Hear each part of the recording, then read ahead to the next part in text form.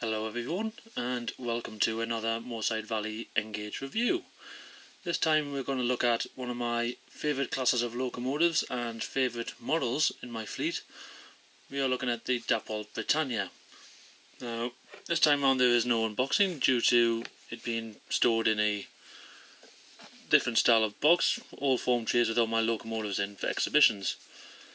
So, we'll cut straight to it, looking at the model released by Dapol on a few occasions now. Each time it seems to be getting better and better. This particular one was the latest release, and one thing you might notice straight away is, well, it hasn't got any coal in, and that's because we have actually fitted sound into this particular locomotive, and until we've put some lights in, I'm not putting any coal on the top. Shouldn't be too long before I get some lights put in, but still looks the part. If we take a close look, we can see just down here, first we have the etched metal nameplate, exquisite detail along the boiler work. One little letdown in terms of the detailing was the pipework here at the very back, just in front of the cab, is painted on instead of, if you saw the schools video, it is actual pipework. But we have some exquisite rivet detail down in the cab, lovely lining, beautiful detail along there. We've even got the brass edges on the window screen, on the cab windows. You look at the front, we have the small box number plate and shed plate.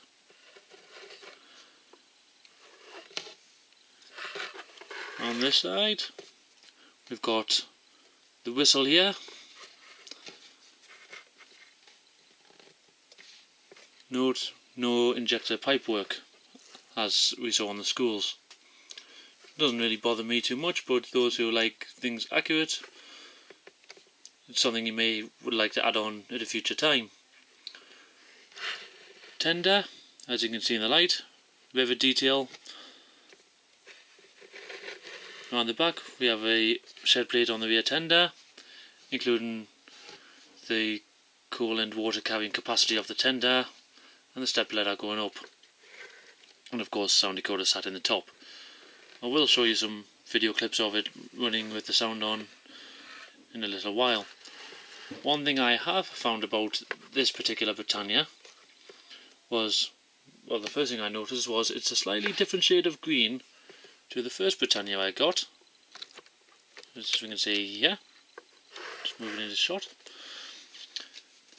Completely different shade altogether, doesn't bother me, in fact I quite like it because then it gives you a clear difference in which locomotive is which. The one in front, as you can tell, is Britannia, Oliver Cromwell, some obvious differences there, but we'll come to Britannia later on. One little problem I tend to have with this particular model is the connecting rods are made of a soft metal, and what has happened with this one is this particular rod down here, as you can see, slightly bent. And what had actually happened was it was going behind this nut over here, causing it to completely jam up.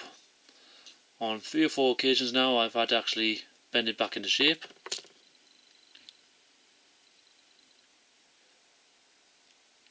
Has caused a few problems, but we have got it working for now.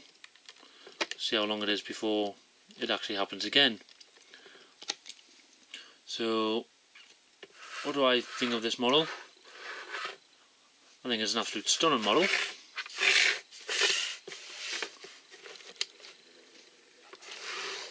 Like I said, it was one of my favourites. Does the job when it runs. I would run Britannia as well, but unfortunately the drive shafts seem to pop out a bit too often and too easily, which is one thing that always seems to get to me, and unfortunately I can now not seem to find any drive shafts for the Britannia. I have one for Oliver Cromwell, but not one for Britannia.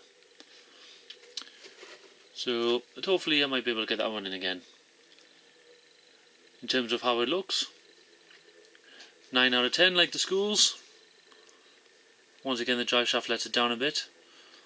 If you have seen my schools video, you might have noticed me mention if it's a closed cab locomotive the drive shaft isn't as noticeable.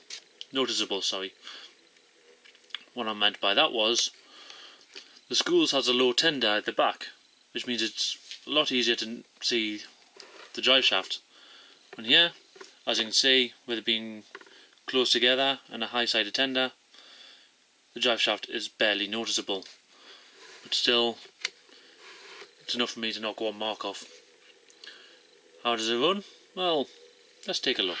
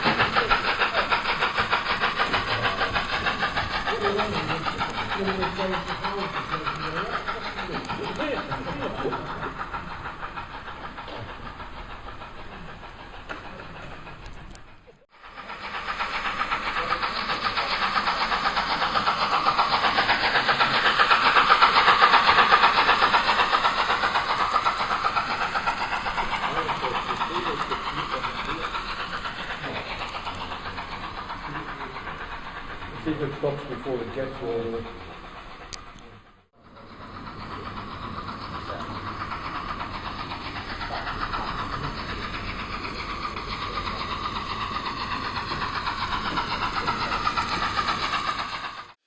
So as you saw there, she looks good, she sounds good, and when there's no problems, she performs faultlessly. Now let's have a quick look at Britannia. This is one of the first batch that came out, obvious by the slight difference in paintwork, different colour altogether. Detailing is just about the same, can't really see much more difference. The later editions of the Britannia class had darkened wheels. This one obviously hasn't, but this is how the Britannia would have looked before we took out the coal to start sound fitting. This one was performed brilliantly as well until the drive shaft went missing, unfortunately. But Do I have any comments regarding the paintwork on this? Not really. I still think it looks absolutely stunning, personally honest. So, there's the two Britannias. Any comments or questions, feel free to comment below. Any particular locomotives you'd like to see us review, then give us a shout and we'll see what we can do. Until then, goodbye.